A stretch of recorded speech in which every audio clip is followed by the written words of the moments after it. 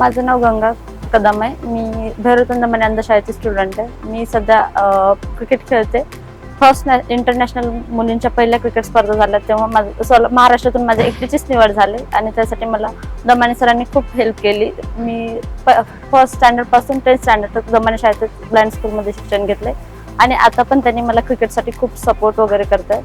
आता पहिला मुलींचा ब्लाइंड मुलींचा वर्ल्ड कप होणार आहे 2025ला. त्यासाठी मी तयारी करते.